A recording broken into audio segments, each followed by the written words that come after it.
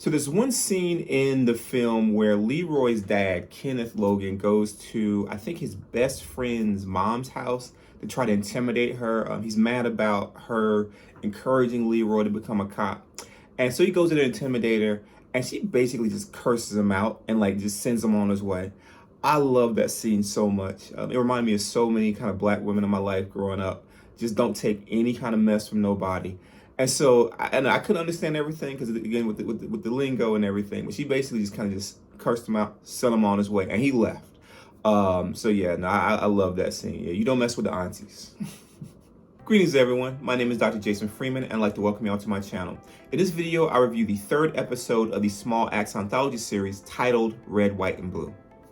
Now, at any point, feel free to click the notification bell or subscribe to my channel to get more content. So without further ado, let's begin.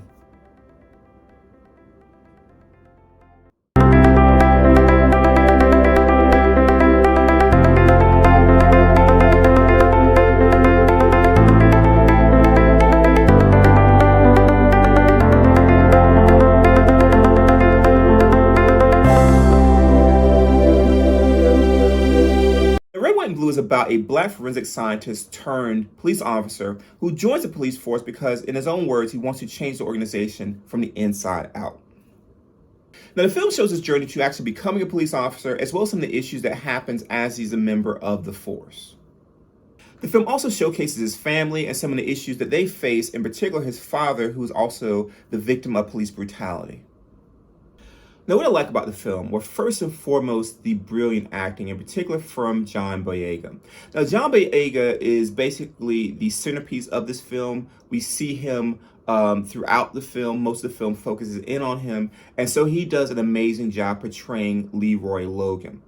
Now, the thing is, he's not always the most over-the-top boisterous actor. He doesn't necessarily have as many like the Denzel Washington like loud speeches. He has at least one or two in there, but mainly it's the emotion that he shows as he's kind of going on his journey from kind of scientist to police officer, and then kind of dealing with the racism that he deals with on a day-to-day basis as part of the force. In addition to Boyega, you also have the man playing Leroy Logan's father, Ken Logan, Steve Toussaint. Now, Steve Toussaint, similar to Boyega, doesn't necessarily have all these over-the-top, loud, like monologues. He does have at least one or two in there, but mainly it's just the emotion of his face in particular. Now, unlike Leroy, there's a lot kind of more going on internal in him. Like there's still internal stuff with Leroy, but with Kenneth, there's a lot of this kind of internal turmoil that he doesn't really allow himself to let out very much. And so with that, his facial expressions, his body language, especially after the police brutality situation that he faces, really kind of communicates that inner turmoil and that pain that him and many men of African descent in America and Britain deal with when dealing in this kind of situation with police brutality and mistreatment. Another thing I liked about the film was the writing. So this film, like the last episode, Lovers Rock, was written by director Steve McQueen, as well as a screenwriter, Mr. Cortia Newland.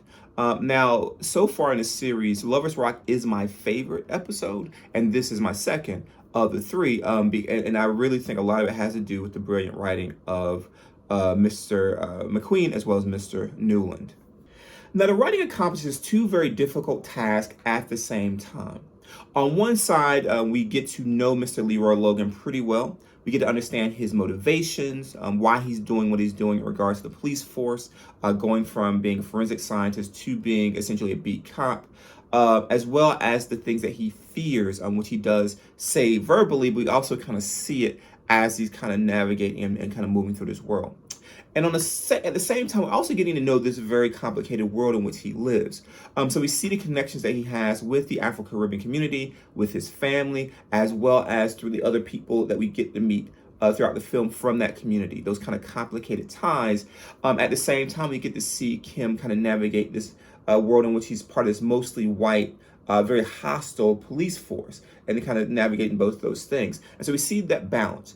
And with that, getting to know him and then kind of seeing what he's dealing with, we feel for him. We have an emotional connection with him. At least I did as I'm watching the film, and I really wanted him to accomplish his goal. I really cared about it. And so with that, I think the writing really does a good job in bringing us into this world and really helping us, kind of teaching us about this Herculean task that the real Mr. Leroy Logan had to accomplish. Now, what else do I like? The shot, just like the other two films, the film is shot beautifully. I mean, the cinematography for this whole anthology series has been amazing. I've been really enjoying seeing, watching these films, and kind of seeing how they shoot the films. But with this particular film, one thing I like is how the different shots tell the story as much as the dialogue. Now, the thing about this film is a lot of it's very quiet. There are loud parts, there are kind of these loud speeches at various points, but again, a lot of the film is just very quiet, and so it's really just the shots that tell you what's happening. So close-ups on the face, as well as kind of zeroing in on certain things. Like there's a Scrabble game that I'm not gonna get into too many details, but there's a Scrabble game that kind of show different aspects, and just the shots along with the dialogue tell this very complicated story about the family and their kind of morals and their background and things like that, and the dynamics within the family, just with the shots and the little small dialogue that's there. So again, it's a very brilliantly shot film, and I really enjoy just the look as well as kind of, and to some extent, the editing. And I'll talk a little bit some of the issues I have with editing and when I get to the things I don't like. But for the most part, it's shot brilliantly. It's beautiful film. And I just really like watching and seeing what's on the screen. Also, the music was great. I love music from that period. And again, nostalgia. I was born in the 80s, but I had older family members growing up. So I heard music from the 60s and 70s as well. My grandmother's from like 40s, 50s as well. So all that music really kind of brings back memories for me.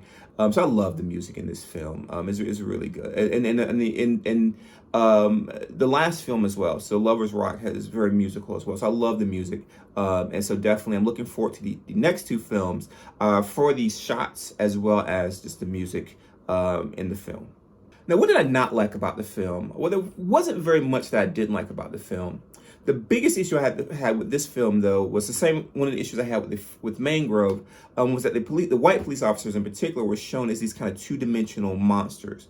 We don't really get any motivations at all. Now, as a sociologist, I understand there's a lot of factors that kind of contribute to why people act in the way that they act, even people who do egregious, horrific things. So what I would have loved to have is something to kind of tell me, why are they acting in the way they're acting? What's the motivation? What from their background led them to be the way that they are? Because the thing is, even, no one's born racist. Racism kind of develops through kind of your social interactions, how you're taught and things like that. So give me a little bit of that in the films, but all we really see is just these kind of evil, two-dimensional, inhuman creatures that don't really kind of show us anything about their humanity at all, which I think would have made the storytelling a little bit better, a little bit more layered and complicated. The other thing is, even within a all-white police force, I have to believe that there's someone in there who at least sees this as being unfair to Mr. Logan, kind of, even just their basic belief in fairness, that doesn't really shown at all. So basically it's, I don't want to get too many spoilers, but there's one police officer that does, who's non-white, who does kind of understand and empathize with Mr. Logan, but there's no other white police officer that we see with any kind of sympathy or understanding of his plight. And again, that just doesn't seem realistic to me at all. Even if that person's not directly interacting with Mr. Logan, just have a scene with them at home, talking to their wife or talking to a relative about what's going on. Maybe have one of the racist police officers talk to a family member and have that family member say, well, that's not right. You're not treating him in the way that he should be treated. But again, we don't really see any of that. It's more evil, cruel white police officers, and the non-white police officers are the good guys. And that, to me, is going to be a turnoff to certain people who want more of a complicated, more layered story.